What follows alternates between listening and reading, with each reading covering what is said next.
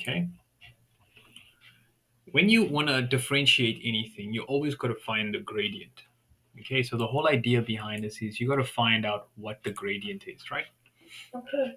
And the gradient of any function, the gradient is basically the same as the slope of a function, and it's the number that we give to certain slopes of a function. Like, let's say the slope of the function is gradient equal to 1, this one's gradient equal to, let's say, 10, this one's gradient equal to, let's say, negative 9. Okay? So Okay.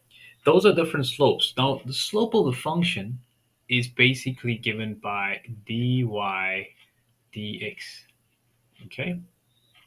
Now this means we are deriving a function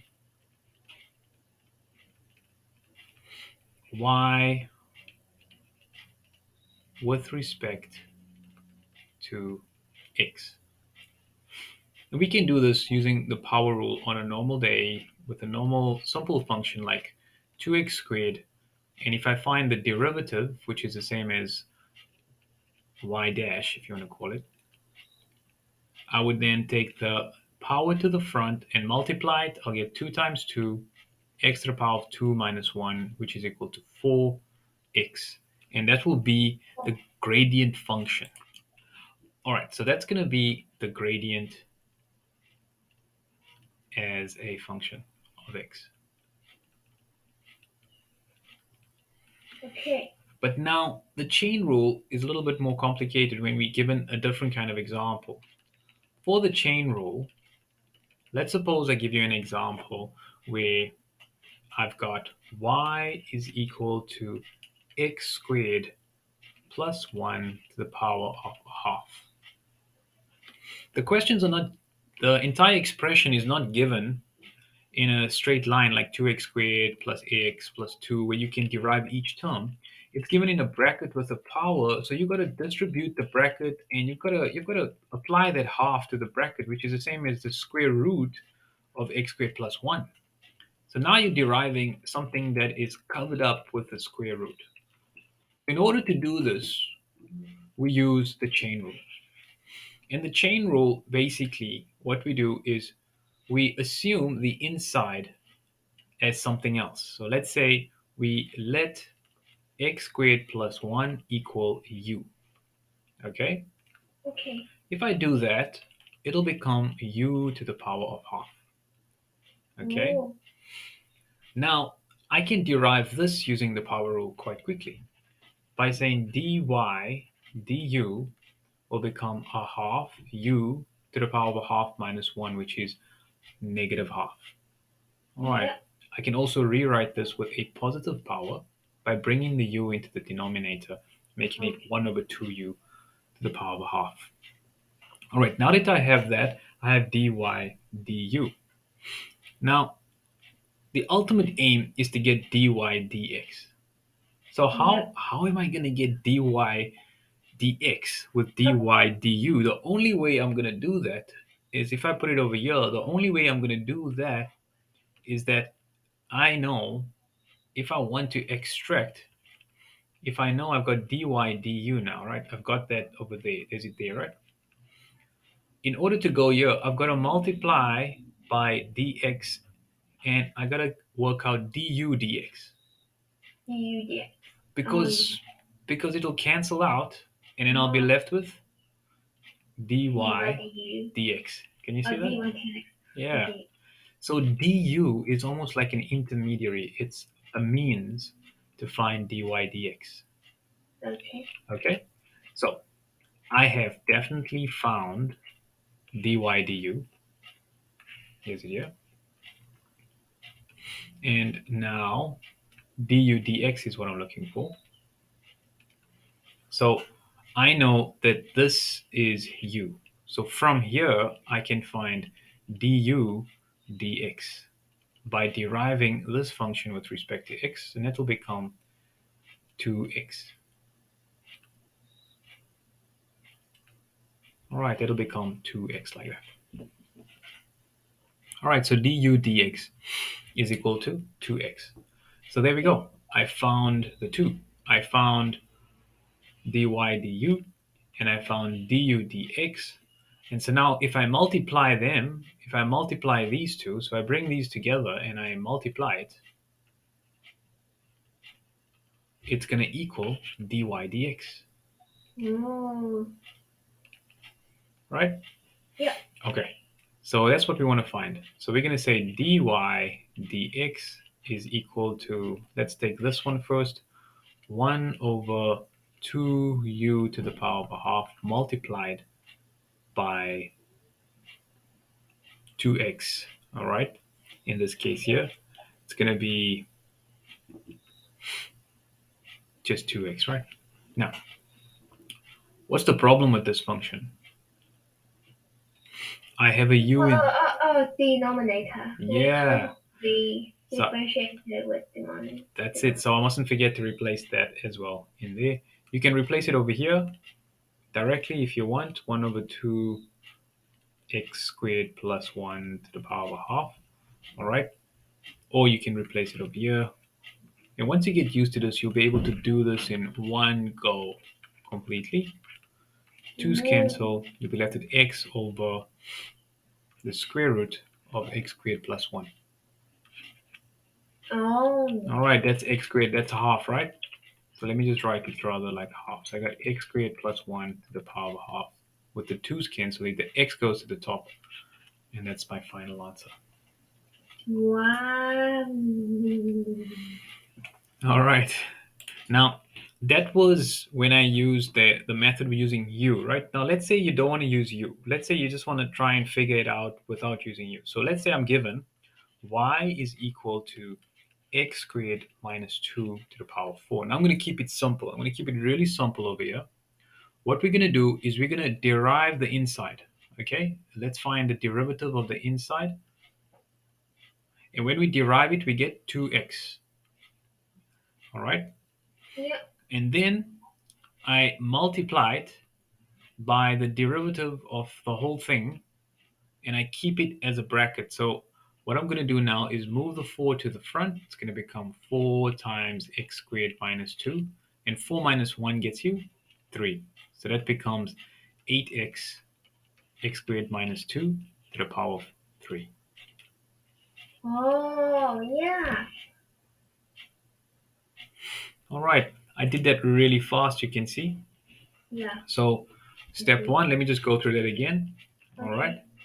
So given a question like this, so the first thing I'm going to do is derive the inside bracket, Divide the inside. right? Then multiply by derive the whole bracket and keep it the same on the inside after that. And then simplify.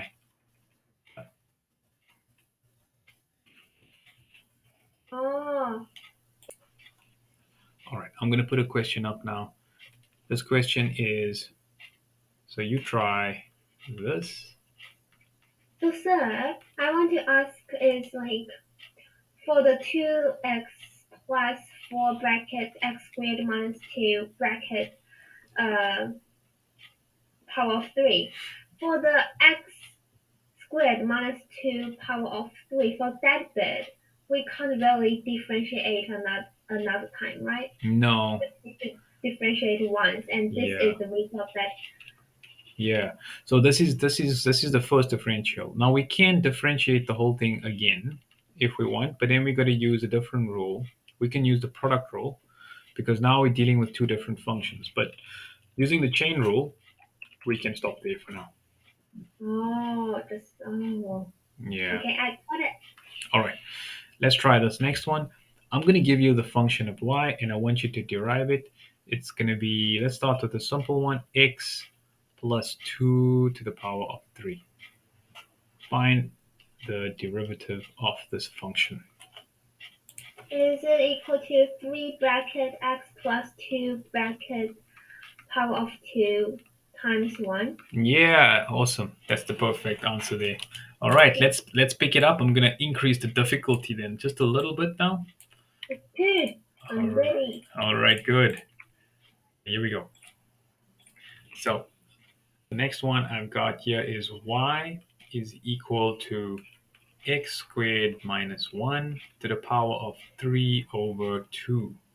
calculate the derivative of y. Mm, okay. Nah, I'm just checking my answers. Okay. I'm not sure though. All right, so we're going to derive the inside, right? And Yeah, this is going to become 2x, yeah.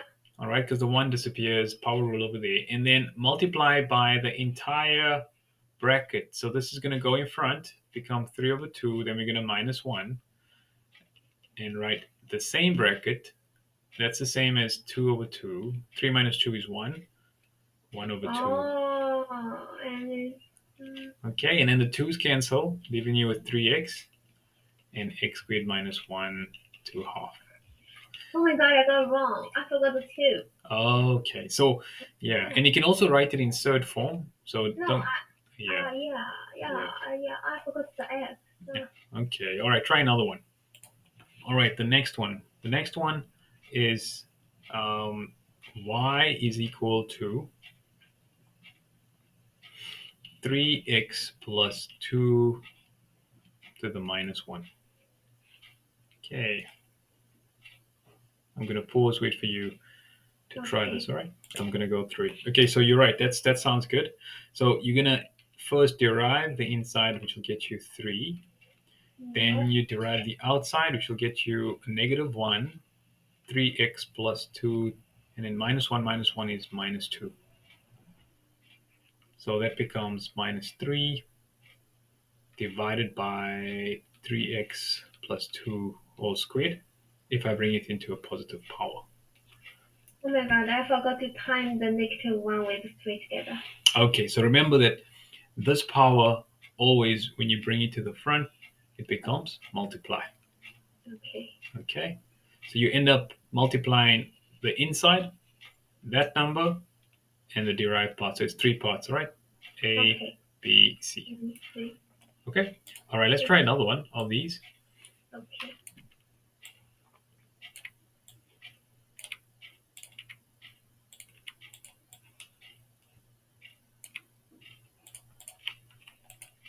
All right. Okay, let's see if I can just erase all of that. Okay, here we go.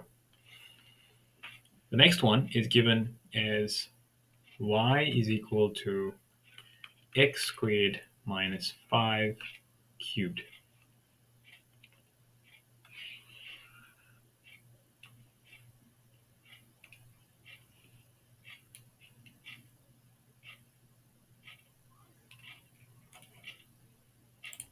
Okay, that's good. So just double check. So it's going to be the inside becoming 2x.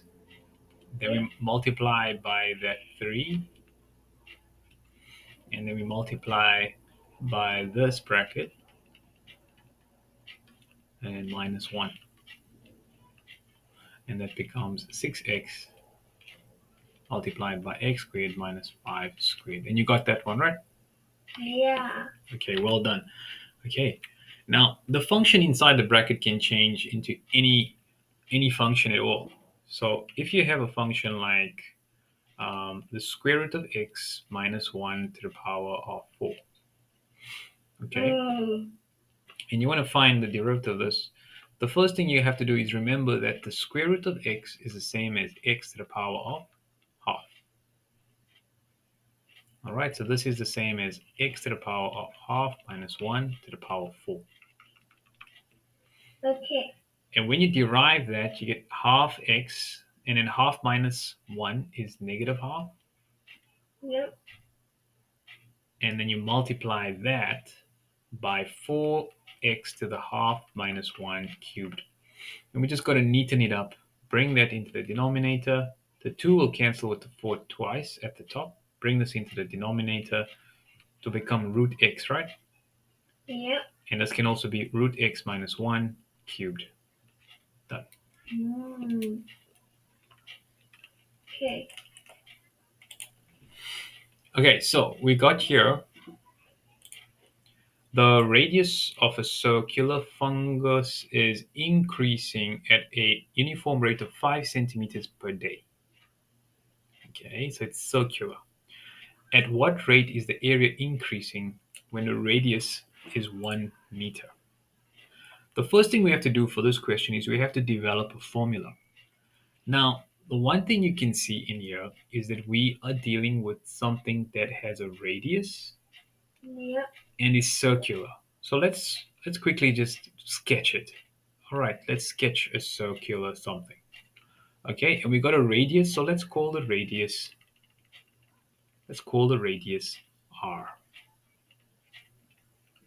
Okay, the radius of circular fungus is increasing, so the radius is increasing at a uniform rate of 5 centimeters per day. So what does it mean? It means that after 1 day, the radius will have increased by 5 centimeters all the way around uniformly.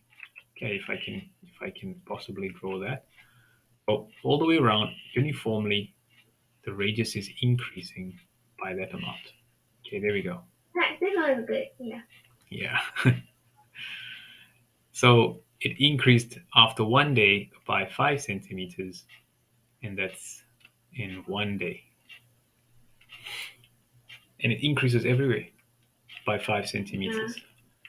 Okay, so that means the next day it's going to go 5 centimeters longer. It's fungus, and fungus grows, right? Yeah. So it's Wow. growing and growing by 5 centimeters per day. Now, when you see the word rate, that's when you know you're dealing with some kind of derivative. All right, rate is something per something. We can see it's centimeters per day. So yeah, I got change in centimeters over change in days. Right, is equal to 5 centimeters per day. That's the gradient. That's the slope. That's Okay. that's the derivative. So Okay. so if centimeters is going to be x and days is going to be y, right?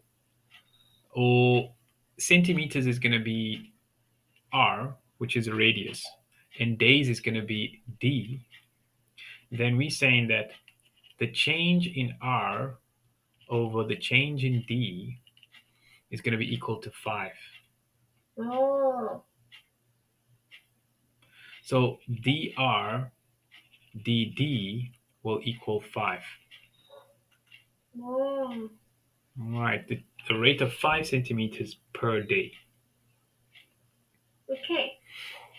Now it says at what rate is the area increasing when the radius is 1 meter? Okay, so they're giving us this function, they're giving us the gradient and everything, all right, the radius. And before we even use all of that, we have to finish the question, right? But that's just an idea of how we would develop something of that. Okay. Okay, so let's go back into this now. It says at what rate, so they want to know the derivative, okay, is the area. So they actually, the formula they want you now is the area. So let's put the area of a circle formula. Area of a circle, let's call it A. All right, area of a circle A is equal to pi times radius squared. Now, we saying that at what rate is the area increasing when the radius is 1 meter? Now, the rate at which the area is increasing is if I derive area with respect to the radius. Treat radius like the x value and use the power rule. This becomes 2 pi, then you minus 1, and you're left with 2 pi r. And this is the rate at which the area is changing